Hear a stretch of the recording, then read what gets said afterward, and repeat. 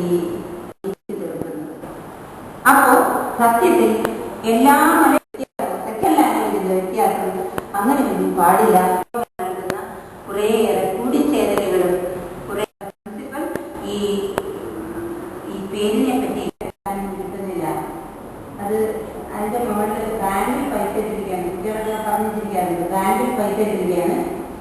അതിന്റെ മുകളിൽ കുറെ ആൾക്കാരെ കൊണ്ടുവന്നിട്ട് നമ്മൾ എടുക്കാൻ കിട്ടുന്നില്ല എന്ന് പറയാറുണ്ട്. ഇങ്ങനെ നേരെ വേറെ ആളുകളുടെ പണം വേണമ്പോൾ നമ്മുടെ അടിയിലായി പോയി. രാവിലെ ചില കാര്യങ്ങളൊക്കെ പറയണമെന്ന് ആലോചിച്ചു. പക്ഷെ ഇന്ന് ഞങ്ങളുടെ കോളേജിൽ അധ്യാപകരുടെ ഓണാഘോഷം എന്നെ കണ്ടപ്പോൾ ഈ വേഷം കണ്ടുപിടുത്തം കേൾക്കാൻ തോന്നുന്നു.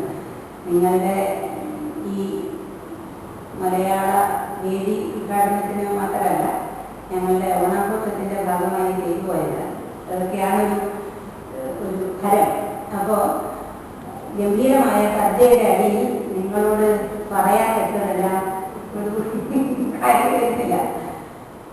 സദ്യയുടെ ഒരു മാന്യത്തിൽ പെട്ടുപോയി. എന്തായാലും നിങ്ങൾക്ക് എല്ലാവർക്കും എൻ്റെ പുതുവത്സര ആശംസകൾ. മലയാളി മറന്നുപോയത് മറക്കാനാണ് എളുപ്പം. മറന്നുപോയത് മലയാളിക്ക് സ്വന്തമായി ഒരു വർഷമുണ്ട്.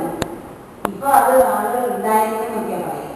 വർഷം ഉണ്ടായിരുന്നു എന്നൊക്കെയാണ്. ഇത് ഏത് വർഷമാണെന്നറിയോ? 1186. 1186 ചിങ്ങമാസം 1-ാം തീയതി നിങ്ങൾക്ക് ഇങ്ങനെ ഒരു മലയാള വേദി ഉദ്ഘാടനം ചെയ്യാൻ തോന്നിയത് എന്തുകൊണ്ടും അർത്ഥവത്തായി. ഒരു വർഷം തുടങ്ങുമ്പോൾ